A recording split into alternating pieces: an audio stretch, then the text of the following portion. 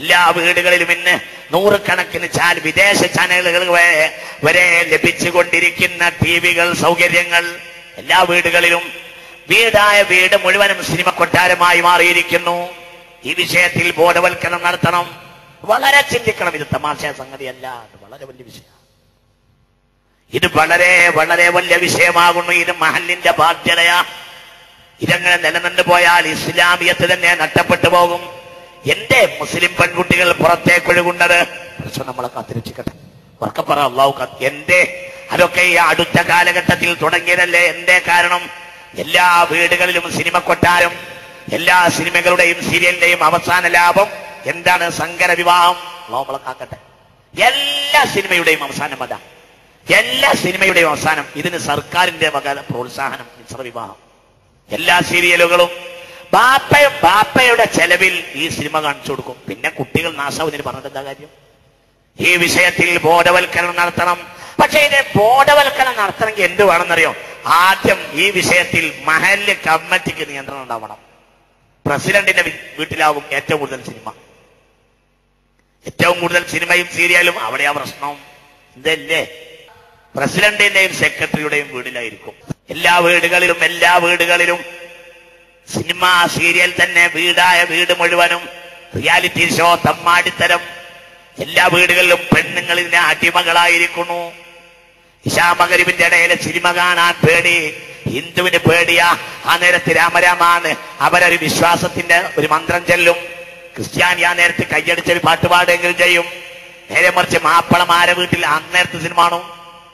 അതേ നേരത്ത് ദിക്ർ ചെല്ലിയിരുന്ന, ഹജ്ജാദ് ചെല്ലിയിരുന്ന, വാക്കയും തബാറക്കയും ഓടിയിരുന്ന വീടുകളിൽ ഇന്ന് അതേ സമയത്ത് തെമ്മാടിത്തരം നടക്കുന്നു. ഇത് വളരെ വലിയ വിഷയമാകുന്നു. എല്ലാ വീടുകളും ഇതുകൊണ്ട് നശിച്ചു പോയിരിക്കുന്നു. പെണ്ണുങ്ങൾ മുഴുവനും പുറത്തേക്ക് ചിന്തിക്കാനും വ്യഭിചാരത്തെക്കുറിച്ച് ആലോചിക്കാനും ഇത്തരം മാധ്യമങ്ങൾ കാരണമായിരിക്കുന്നു. അല്ലാഹു നമ്മളെ കാത്തിരക്ഷിക്കട്ടെ. ഇത് വളരെ ഒരു പ്രശ്നമാണത്. അതിനൊരു ന്യായീകരണമല്ല. എന്ത് ന്യായീകരണമാണ്? വീട്ടിൽ ഇത്തരം ഉപകരണങ്ങൾ വെക്കുന്നത് എന്ത് ന്യായീകരണ? പറയും നമ്മളെ ഒരു വാർത്ത കാണാൻ വേണ്ടിയാണ്. എന്തിനാണോ വാർത്ത കാണേണ്ട ആവശ്യം? എന്തിനൊരു വാർത്ത ഇത്ര വാർത്ത കാണേണ്ട ആവശ്യം എന്താ? വാർത്ത അല്ലാതെ തന്നെ മനസ്സിലാക്കാനുള്ള സൗകര്യങ്ങളില്ലേ? ഞാനൊരു ഒരു വാർത്തയും കാണാറില്ല. എന്നിട്ട് എനിക്ക് കമ്മി എന്താ? അല്ല, നിങ്ങൾക്ക് കിട്ടുന്നതും എനിക്ക് കിട്ടാത്തതുമായ ഒരു വിഷയം പറയും. ഞാൻ അതൊന്ന് പറയാലോ. നിങ്ങൾക്കൊക്കെ കിട്ടുന്നതും, നിങ്ങൾക്ക് സിനിമ കാണുന്ന നിങ്ങൾക്കും വാർത്തകൾ നിത്യമായി കാണുന്ന നിങ്ങൾക്ക് കിട്ടുന്നതും എനിക്ക് കിട്ടാത്തതുമായ ഒരു വിഷയം പറഞ്ഞു തരും. എന്നാൽ അങ്ങനെ ഒന്ന് കാണാമല്ലോ. അങ്ങനെ ഉണ്ടെങ്കിൽ അതൊന്ന് പറയാലോ. ഞാനൊരു അഹങ്കാരം പറഞ്ഞാൽ നിങ്ങൾ വിചാരിക്കുകയും ചെയ്യരുത്. ഈ എല്ലാ ദിവസവും ഈ വാർത്ത കാണുന്ന നിങ്ങൾക്ക് അറിയുന്നതും എനിക്കറിയാത്തതുമായ ഒരു വിഷയം പറയും. അല്ല, അതൊന്ന് പറയും.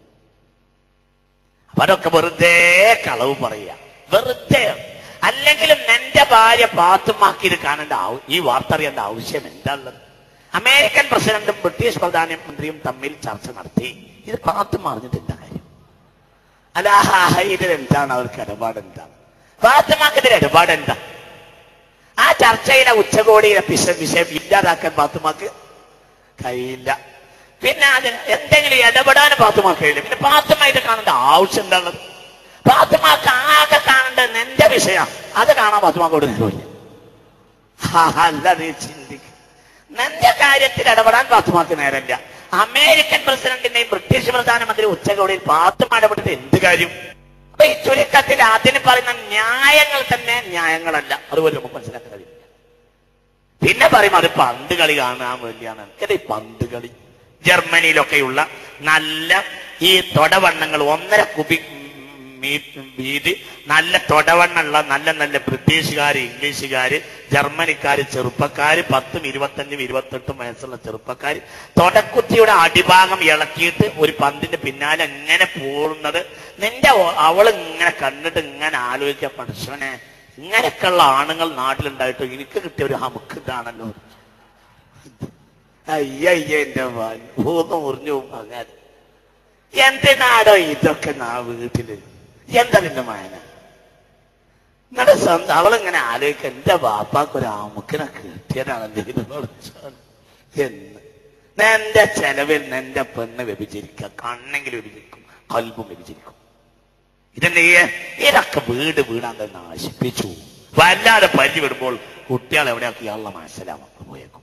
നമ്മളെ കാക്കട്ടെ. ഒരു മഹലിലേക്ക് എന്നെ വിളിച്ചു, ഒരു മഹലിലേക്ക് എന്നെ ഈ അടുത്ത് ഇവിടെ കോഴിക്കോട് ജില്ലയിൽ ഒരു മഹലിലേക്ക് വിളിച്ചു. വേറെ പറയാൻ വേണ്ടി പറഞ്ഞു. എന്താ പറയേണ്ടതെന്ന് വെച്ചു. സ്ത്രീകളൊന്നും ചാടിപ്പോകരുത് എന്ന് പറയണം എന്ന് പറഞ്ഞു. അപ്പൊ എന്താ പ്രശ്നം വെച്ചു. ഒരു പെണ്ണ് അടുത്ത ദിവസം ചാടിപ്പോയി എന്ന് പറഞ്ഞു. ബാക്കിയുള്ള പെണ്ണുങ്ങളെങ്കിലും ഇനി ചാടിപ്പോകരുത് എന്ന് പറയാനാണ്. അപ്പൊ ഞാൻ ചോദിച്ചു എന്താ ചാടലിന്റെ കാരണം എന്ന് വെച്ചു. അപ്പൊ പറഞ്ഞു അടുത്ത വീട്ടില് ഒരു ഹരിജനായ ഒരു ചെറുപ്പക്കാരനാണ് ഓട്ടോറിക്ഷ ഓടിക്കുന്നത്. അവനാണ് ഇവിടെ സാധനം കൊണ്ട് കൊടുക്കുക. അതിന് വേണ്ട സൗകര്യങ്ങളൊക്കെ അവിടെ ചെയ്യും. പിന്നെ അവിടെ ഇരുന്ന് ടി വി കാണും. അപ്പൊ അവളും ഉണ്ടാവും അവനും ഉണ്ടാവും. അത് മൂത്തപ്പോൾ ചാടിപ്പോയി. ഈ കോഴിക്കോട് ജില്ലയിലെ ഒരു മഹലെന്ന് എന്നോട് പറഞ്ഞതാണ്. ഇവിടെ ഈ കോഴിക്കോട് ജില്ലയിൽ എങ്കിൽ പിന്നെ ഇന്നെ വിളിച്ച് വയലു പറഞ്ഞിട്ട് എന്താ കാര്യം? അവന്റെ പരിഹാരം ഒന്നേ ഉള്ളൂ. എന്ത്? ഈ പെണ്ണുങ്ങളെ നാശമാക്കുന്ന ഈ സാധനം വീട്ടിൽ നമ്മോട് മാറ്റുക. നമ്മൾ വയലു പറഞ്ഞാൽ രാവിലെ പറഞ്ഞ ഉച്ചക്ക് ഓർമ്മയില്ല, ഈ കേൾക്കുന്നവർ ഓർമ്മയില്ല, പറയുന്നത് ഇതിന്റെ അർത്ഥമുള്ളത്. മോശത്തിനെ കൊണ്ടത് വയലു പറഞ്ഞാൽ എന്ത് പരിഹാരം ഉണ്ടാവുക? പരിഹാരം എന്താ ഉള്ളത്? പരിഹാരം ഉള്ളത് എന്താണെന്നറിയോ? ഇതുണ്ടാവാനുള്ള കാരണങ്ങളില്ലാതാക്കല്ലേ. നമ്മളിങ്ങനെ മൂക്കിലിങ്ങനെ തൂവലിട്ടിട്ട് ഇങ്ങനെ പഠിപ്പിക്കുക. എന്നിട്ട് വയലു പറയാ എന്ത്? തുമ്മരുത്. അതിന്റെ മകനുള്ളത്. നിങ്ങളെ പെണ്ണുങ്ങൾക്ക് ടി വി ഇങ്ങനെ കാണിച്ചു കൊടുക്കുക. എന്നിട്ട് ഞങ്ങളെ കൊണ്ട് പറയിപ്പിക്കുക ചാടിപ്പോകരുത്. ഇതിന്റെ മകനുള്ളത്.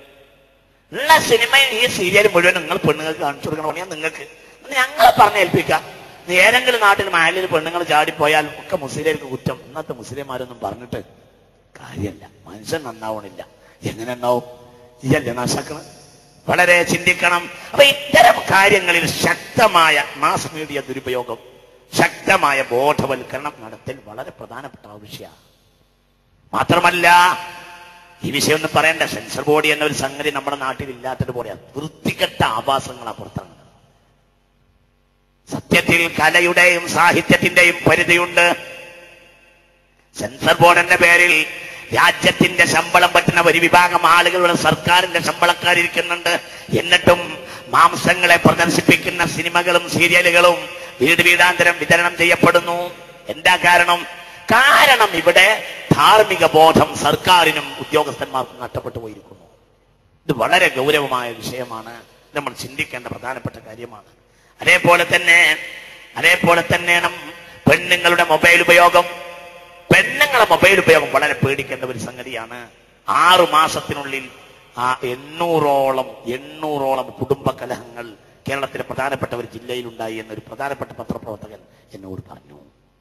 എന്താണെങ്കിൽ അതേപോലെ തന്നെ യുവജനോത്സവങ്ങൾ, അതേപോലെ തന്നെ സ്പോർട്സ് മീറ്റുകൾ, ടൂറുകൾ, ഇത്തരം പരിപാടികൾക്ക് യാതൊരു കാരണവശാലും പെൺകുട്ടികളെ അയക്കാതിരിക്കുകയും വേണം.